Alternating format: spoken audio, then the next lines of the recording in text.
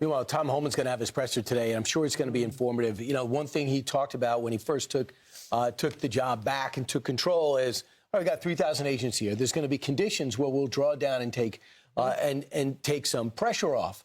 But you got to give us access to your jails is one of the demands. The mayor and governor at separate times said, oh, we're not giving you that, which, by the way, they just decide what federal laws they're not going to comply with. Pretty sure that doesn't fly in America. Number two, he did pull out most of the Border Patrol. So this is ICE now, but the Border Patrol has pulled back to a degree. So we'll see where we go from here. But it hasn't stopped these local community groups for continuing to act against ICE. These mini CHOP zones have been emerging.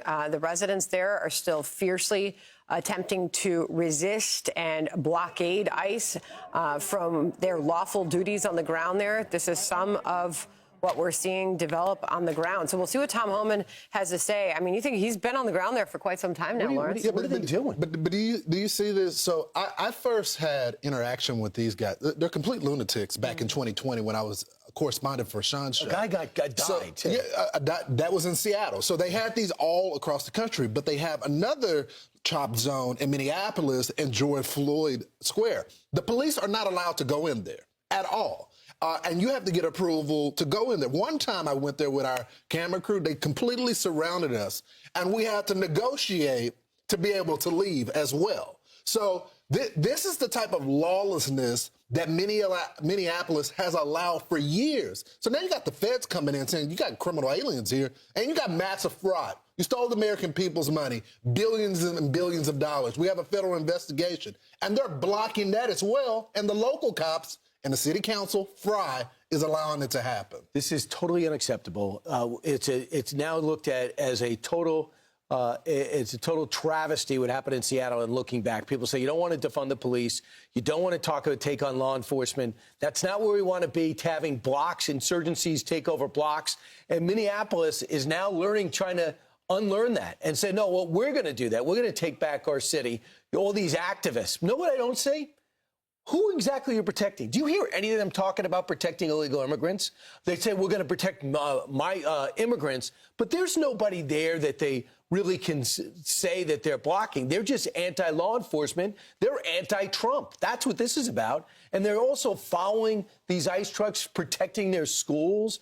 They're training different people. They're running plates to find out if SUVs are a member of ICE. But since when are you running plates? Who allows that, though? These aren't cops. Cops should go in there and clear that out. But they're not allowed to. The mayor would not allow them. The chief won't allow. And so for the other people in the mainstream media that say, why won't the president negotiate with these people? How do you negotiate with people like this? How do you negotiate with an unelected body that allows, like, anarchy within their town? Yeah, so I guess the Minneapolis Police Officers Association is blasting these unauthorized checkpoints.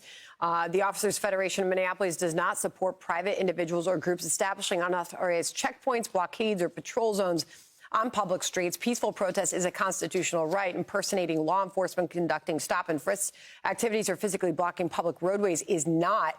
Well, to your point, where are they when that's happening? So just for everybody's clarification here, that's the police union speaking against their own department and saying they're not able to do their job. So you get all these guys, these leadership within these police departments that get on TV, speak against other cops, federal agents, because they are cops, and then their police union that are there say they don't support that. Yeah, ICE are Americans. They're trained law enforcement. They go for 16 weeks original training. There's extensive background checks. So if you're coming against ICE, you're against law enforcement. Just so you know, the party that supports this is anti-law enforcement. So you're a family of an officer of any level. I don't care if it's Border Patrol or the local cops or the local sheriff. There's a party that is totally against your presence and against what you do. You know, the Republicans should feel as though, even though they feel perhaps that maybe some ICE and some of these situations were overstepping, right now, according to the latest Pew poll, most Republicans are thoroughly for the president's crackdown. They say 45% has it just right. 22% says that they should pick it up a notch and even be more aggressive. So we'll see how this looks in the major polls. It's such a good point that you made, though, Brian, about the cops that are standing there. Just remember, it's ICE today. It'll be you next week. And there's only a few group of people that have had your back. So if you want to stand on that side, the next time there's a situation with a viral video, don't ask us to have your back. If you're going to stand against the people that are federal agents just like you and go with the mob, don't expect us to have your back. We'll be watching for that news conference, top of the 9 o'clock Eastern Time hour with Tom Homan. I'm Steve Ducey. I'm Brian Kilmeade. And I'm Ainsley Earhart. And click here to subscribe to the Fox News YouTube page to catch our hottest interviews and most compelling analysis.